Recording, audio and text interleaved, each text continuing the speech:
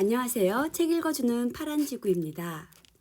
현재 읽고 있는 책은 네빌 고다드의 리액트, 반응을 바꾸면 세상이 달라진다. 챕터 13, 14입니다.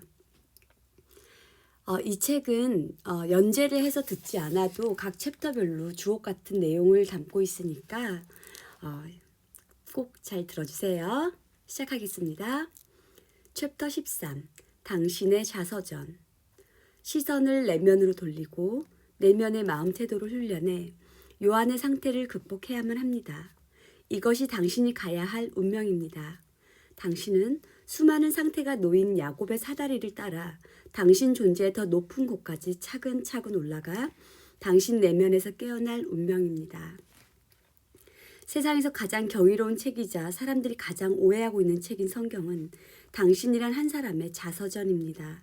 사람들이 말하는 것처럼 세상의 역사를 기록한 책이 아닙니다. 그런 식으로 해석되기를 의도하지 않았습니다. 성경에 기록된 사람들은 세상에 존재했던 적이 없고 기록된 사건들은 세상에 일어났던 적 없습니다. 성경은 내면이라는 하늘나라와 외부라는 지상에 대해 말하고 있을 뿐입니다. 이 책은 이렇게 시작됩니다. 태초에 하느님이 하늘과 땅을 만들었다. 그리고 그 땅은 형체도 없는 빈 공간이었다. 그리고 어둠이 시면의 표면에 내려왔다. 그러자 하느님은 혼이 말하기를 빛이 있으라 하니 빛이 생겼다. 여기서 말하는 빛은 당신 내면의 하늘에서부터 옵니다. 당신의 땅을 환하게 비추고 있는 이 빛은 의식의 빛이고 내면에서 빛납니다. 하늘이라고 불리는 내면 인간은 태초부터 하느님과 함께였고 단지 깊은 잠에 빠진 하느님 자체였던 반면에 땅이라 말해진 외부 인간은 어두웠습니다. 성경은 당신의 이야기를 기록한 책으로 어떻게 지금 현 상태로부터 더 높은 상태로 올라가는지에 대해 설명하고 있습니다. 구약에는 모세의 오경, 구약 성서 전반부 5권, 모세 율법이 적혀있는 창세기, 출애굽기, 레위, 민수기, 신명기가 있습니다. 신약으로 알려진 책의 가장 빠른 시기가 기원 후 170년인 반면 이들 모세 오경은 기원 전 500년 전까지 올라갑니다. 이 저작들은 한 사람에 관한 이야기라기보다는 하나의 원리에 대한 4가지 자서전적 밑그림을 보여줍니다. 성경이 현재의 모습으로 정착되는 데까지 900년이란 시간이 소요됐습니다. 당신이 성경을 읽을 때면 이것이 당신 내면에 존재하는 하늘나라 왕국에 대해 말하고 있다는 것을 항상 마음속에 새기십시오. 성경은 당신의 영광의 희망인 그리스도라고 불리는 불멸의 원리를 나타내고 있습니다. 성경에 기록된 인물들은 당신이 당신의 운명을 성취할 때마다, 다시 말해 당신 안에서 성서를 성취해 나갈 때마다 발견하게 될 마음의 성향들입니다. 돌에 십계를 새긴 모세라는 인물은 없습니다. 돌이라는 단어가 의미하는 것은 문자 그대로 진리입니다. 문자를 있는 그대로 받아들이는 마음이 먼저 생겨나고 이 마음이 그대로 따를 특정한 법이 주어집니다. 그로 인해 이 진리가 가진 마음에 관한 진리의 부분은 막히게 됩니다. 외부에 보이는 것만을 현실로 받아들이는 한 당신의 마음은 막혀서 마음에 관한 의미를 이해할 수 없습니다. 하지만 진리에 대한 목마름으로 이 법칙을 삶에서 적용해 나가기 시작할 때 하느님의 영은 이 마음속 깨달음의 바다에 물결을 일으킬 것이고 당신의 생명은 이 진리, 물을 가져다가 포도주로 바꿀 것입니다. 모세의 상태 속에서 하느님의 진짜 이름이 당신에게 말해졌습니다. 깨달음의 지팡이로 그분의 이름, 당신의 I am을 가지고 문자의 진리라는 돌을 치십시오. 그러면 그곳에서 마음의 진리, 물이 쏟아져 나올 것입니다. 제가 드린 말을 실천해 이 물을 마십시오. 그러면 제가 드린 마음의 진리의 물이 영이 포도주로 바뀔 것입니다.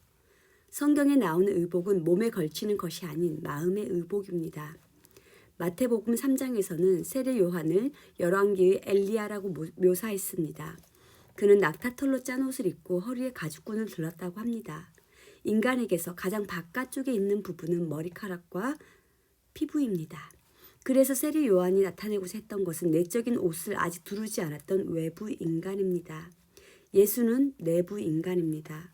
예수는 하늘에서 짠 솔기 없는 옷을 두르고 있고 그 의복을 걸친 자들은 모두 왕의 집에 있었습니다. 신약은 자아의 완전하고 근본적인 변화에 대해 가르치며 이것을 부활이라고 말합니다.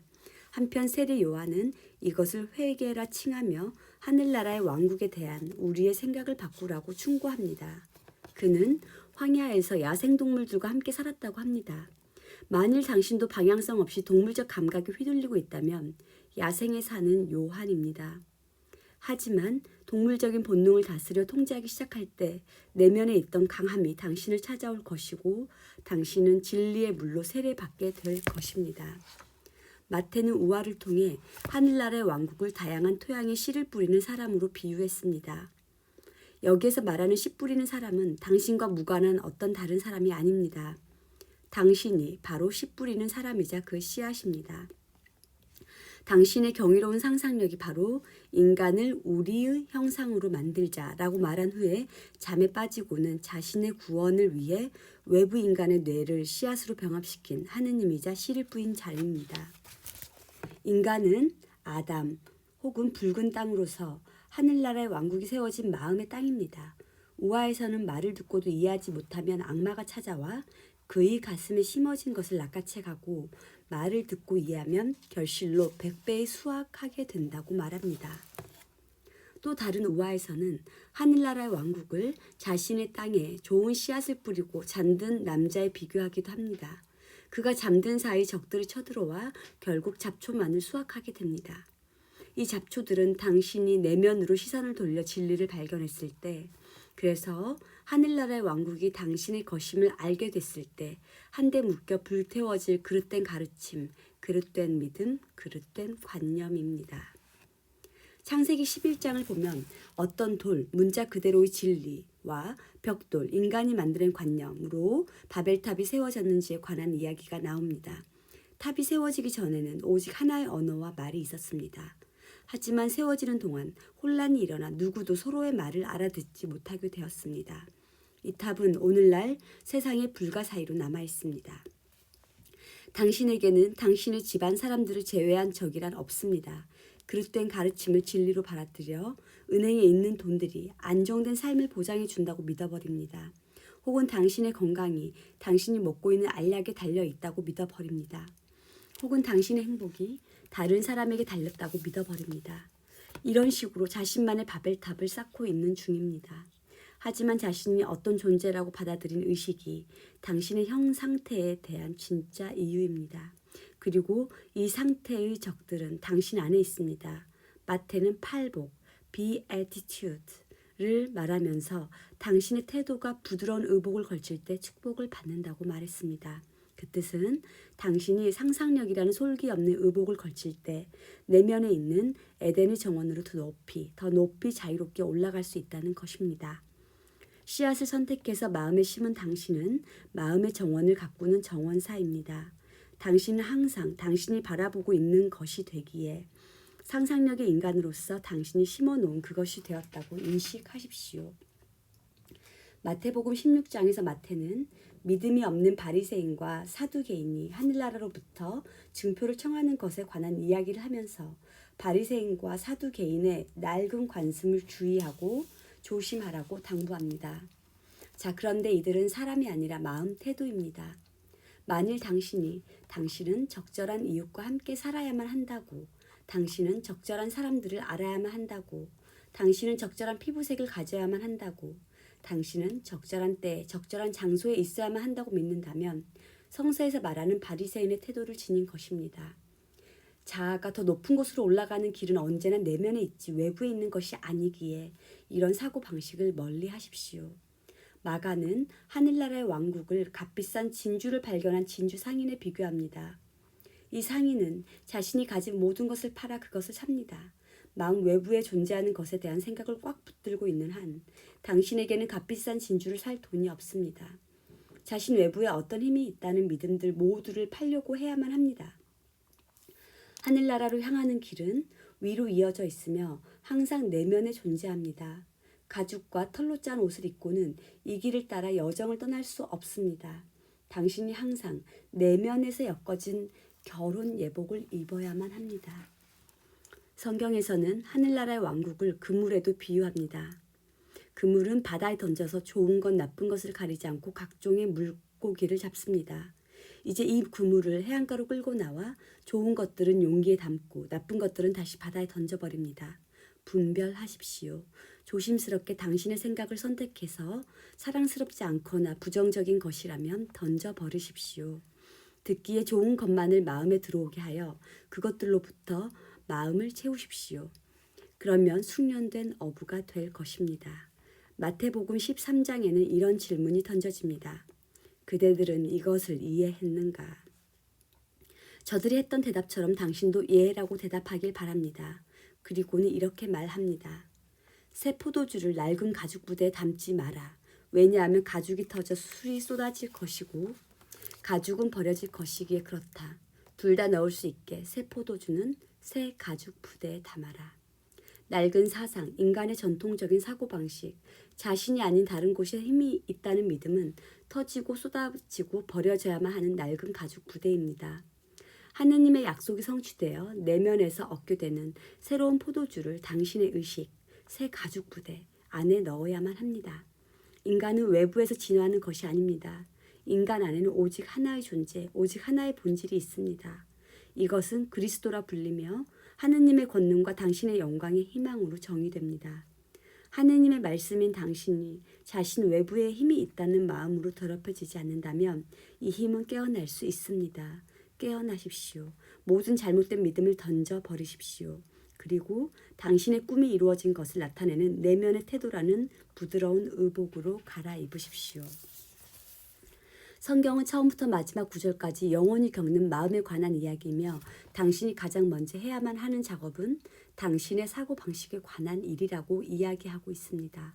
저는 당신에게 당신은 이제껏 당신이라고 믿었던 존재가 아니라 내면에 무한한 성장 가능성을 지닌 존재라고 말하면서 삶의 현상들의 원인과 관련된 새로운 관념을 전하고 있습니다. 당신이 내면에서 어떻게 방향을 설정했느냐에 따라 목적지에 도착할 수 있는지 여부가 결정됩니다. 내면의 방향, 이것이 바로 팔복, be attitudes입니다. 마음의 태도를 선하게, 악하게 혹은 무관심하게 만드십시오. 당신이 어떤 마음 태도를 지니고 있느냐에 따라 목적지에 도달 여부가 결정되는 것이지 당신의 외부의 어떤 것에 의해 결정되지 않습니다. 하지만 당신이 외부의 법에 의존해서 그것이 당신의 태도를 결정하게끔 한다면 당신은 엘리야와 세례 요한의 수준에 있는 것입니다. 그들의 가르침은 대단했습니다. 하지만 돌이었고 그 상태는 폭력적이었습니다. 따라서 세례 요한은 하늘나라의 왕국에 들어갈 수 없었습니다. 시선을 의식적으로 내면으로 돌리고 내면의 마음 태도를 훈련해 요한의 상태를 극복해야만 합니다. 이것이 당신이 가야 할 운명입니다. 당신은 수많은 상태가 놓인 야곱의 사다리를 따라 당신 존재의 더 높은 곳까지 차근차근 올라가 당신 내면에서 깨어날 운명입니다. 바깥 세상의 어떤 힘이 당신을 도울 것이란 믿음을 모두 팔아버리십시오. 이것을 통해 당신이 세상을 나타내고자 하는 인식의 상태를 가져와야만 합니다. 자신이 아닌 외부에 힘이 있다는 잘못된 믿음의 돌멩이를 치워버린다면 당신은 믿음을 지니고 원하는 상태까지 날아갈 것입니다. 요한복음에서 스승 예수는 이런 말을 남겼습니다. 그대의 마음을 근심케 하지 말라. 그대는 하느님을 믿으니 또한 나를 믿어라. 그러면서 다음과 같은 말을 덧붙입니다. 위한 자가 올 수 있도록 내가 가는 것이 낫더라.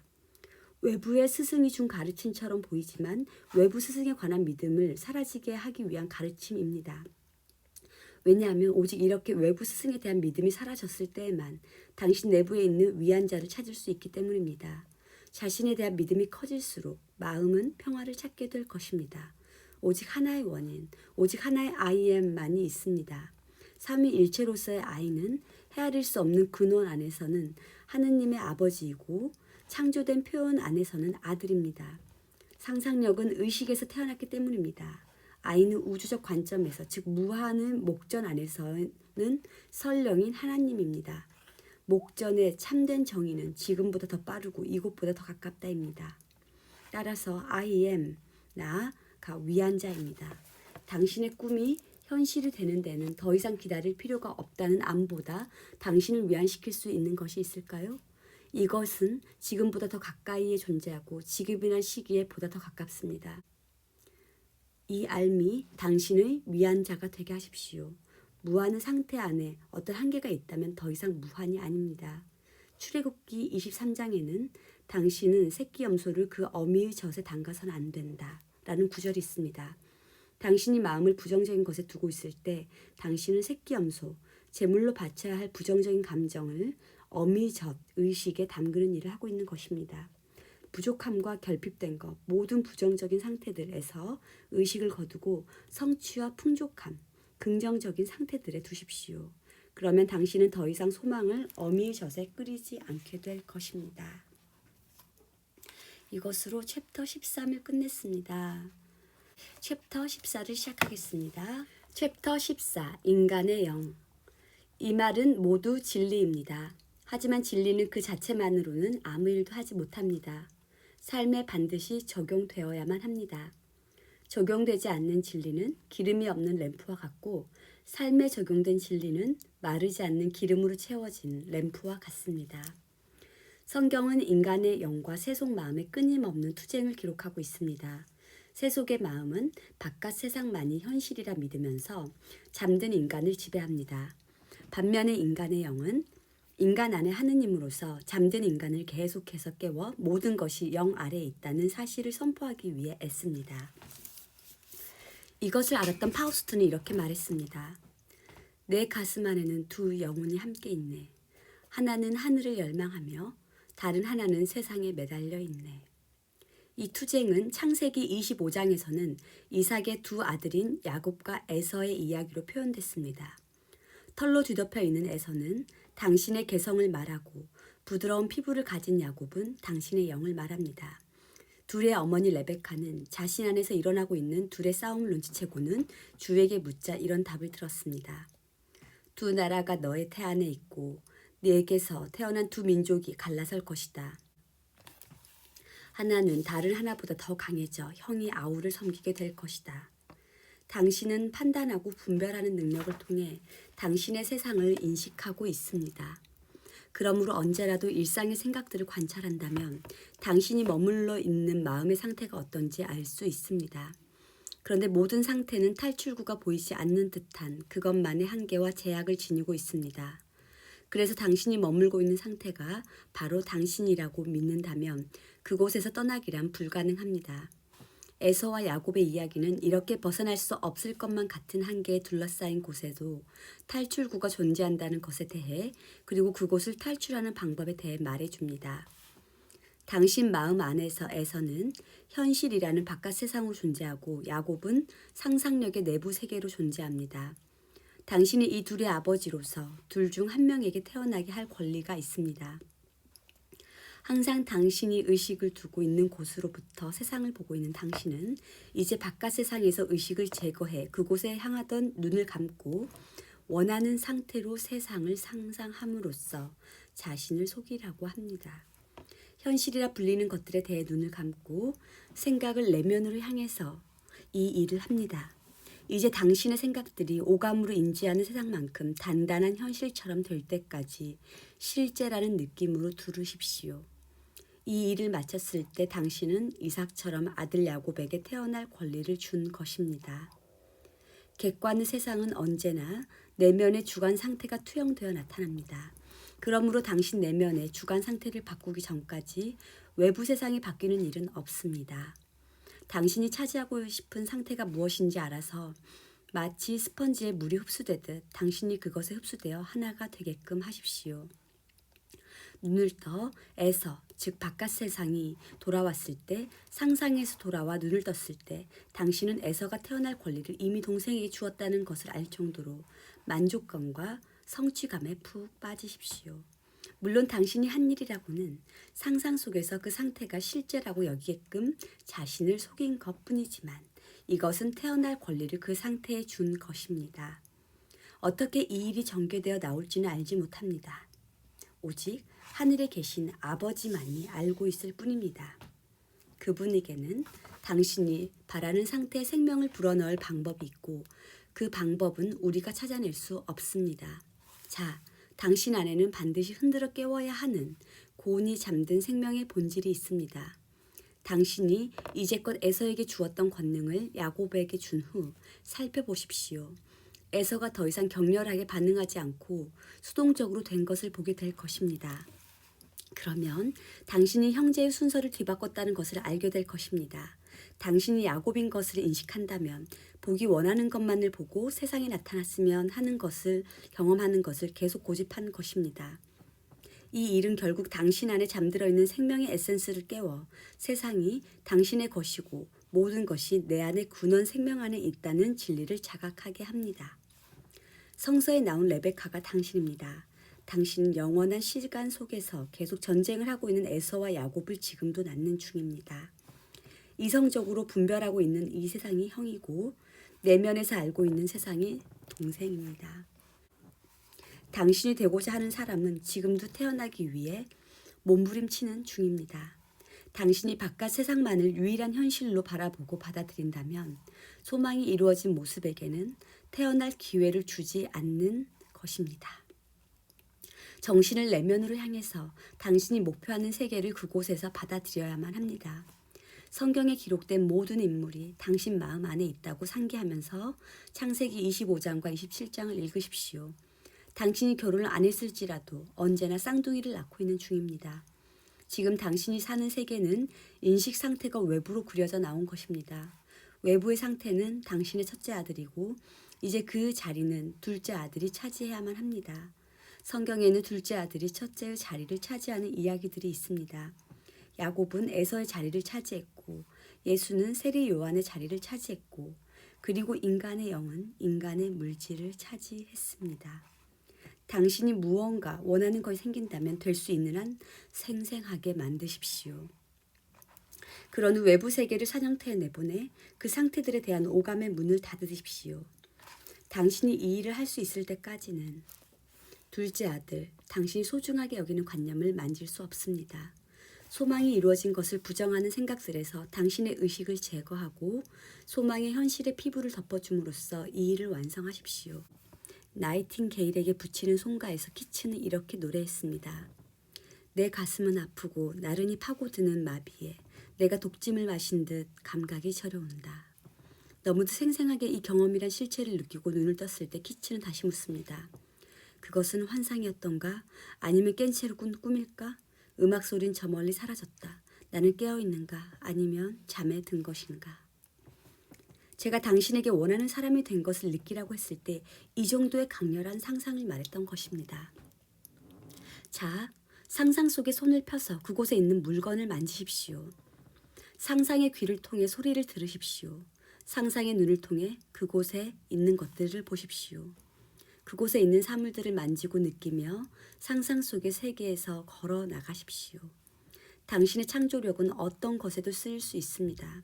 그게 모피코트이든 새 모자이든 상관없습니다. 하지만 당신이 선택한 직업에는 저명해지는 것과 같이 조금은 고귀한 상태를 이루기 위해 이 창조력을 쓰기 바랍니다.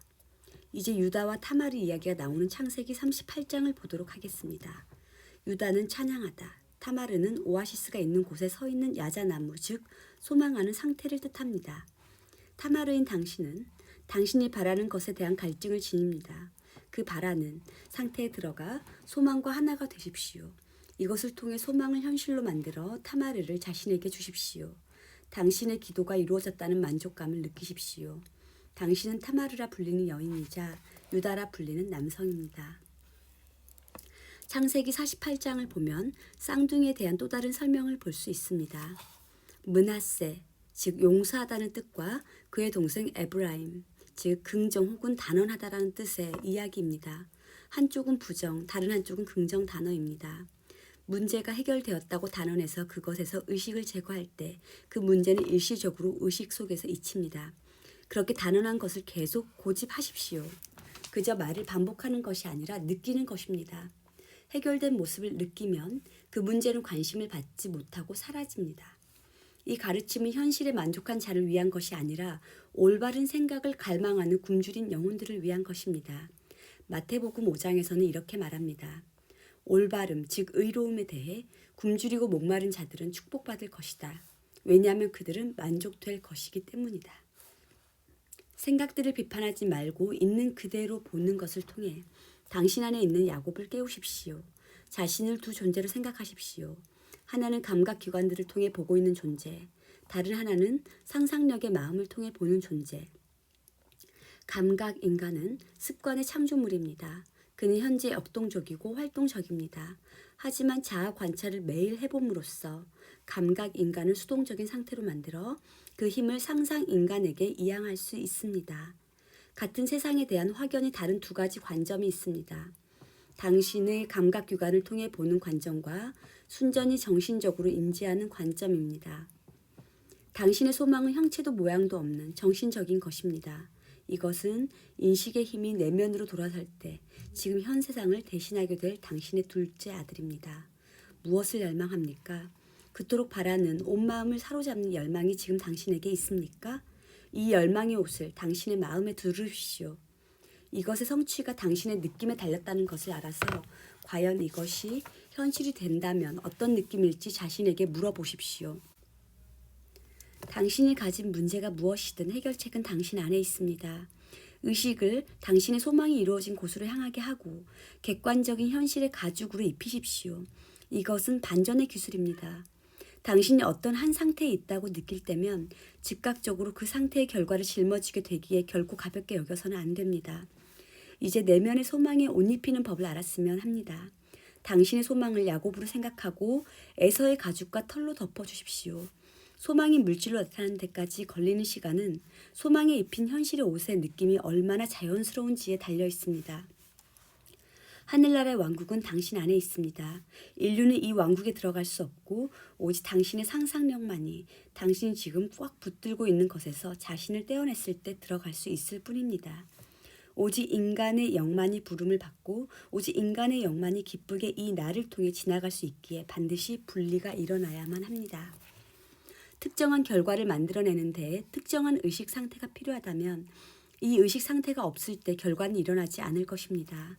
만물은 의식을 거쳐야만 태어날 수 있기에 만일 당신이 한 상태에 들어갔다면 이것이 어떤 방식으로 외부에 나타날지에 관하여는 관심 두지 마십시오. 당신이 어떤 상태를 만드는 것이 아닙니다. 모든 상태는 세상이 창조되기도 전에 이미 만들어져 있습니다.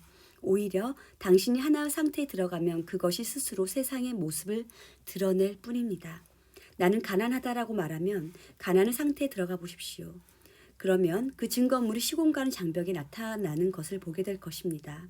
건강, 풍요, 행복을 만드는 것이 아닙니다. 이 상태들은 이미 그곳에 완벽히 갖추어진 채 그저 당신이 지금 이 순간 차지해 주기만을 기다릴 뿐입니다. 이 말들은 모두 진리입니다. 하지만 진리는 그 자체만으로는 아무 일도 하지 못합니다. 삶에 반드시 적용되어야만 합니다.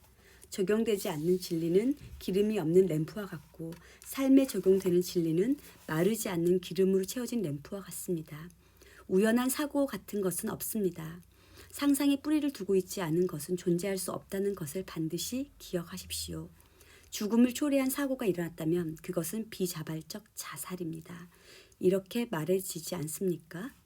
그 누구도 나의 생명을 가져갈 수는 없고 나 스스로 생명을 내려놓을 뿐이다. 그것을 내려놓을 힘도 그것을 다시 일으켜 세울 힘도 내게 있다. 사고는 한 사람의 의식과 무관한 일이 아닙니다.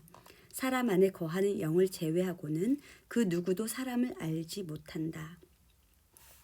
한 인간은 그저 그의 삶에 대한 반응들이 모여있다는 것에 불과합니다. 당신이 부르지 않았다면 그 누구도 당신에게 오지 않았습니다. 당신이 바로 삶이라 불리는 드라마의 작가이기에 당신에게는 그 무엇이더라도 세상에 태어나게 할 힘이 있습니다. 성경에서는 하느님을 아버지로, 아이엠니스로 혹은 빛으로 언급했습니다. 그런데 이 단어는 의식을 뜻하며 원자처럼 나이가 없습니다. 의식은 시작도 끝도 없는 살아있는 실체이며 의식이 배열된 모습을 외부에 나타냅니다.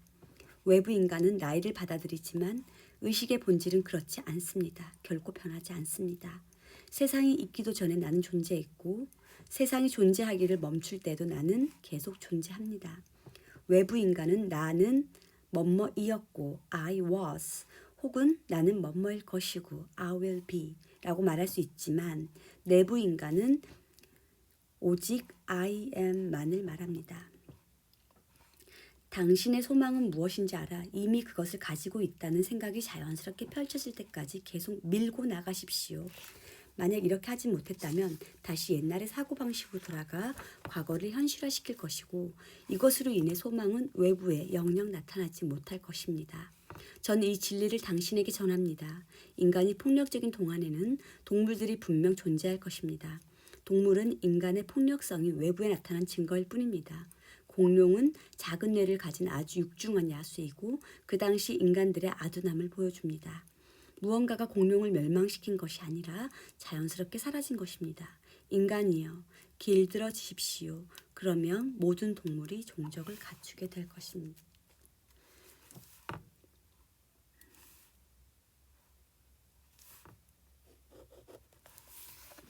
이것으로 챕터 13, 14를 읽어보았습니다. 이제 15, 16, 17 세 챕터가 남았네요. 매번 소리내서 읽지만 가슴에 와닿는 부분이 굉장히 많습니다. 여러분도 한 가지 보석 이상을 건져갔으면 좋겠습니다. 감사합니다. 사랑합니다.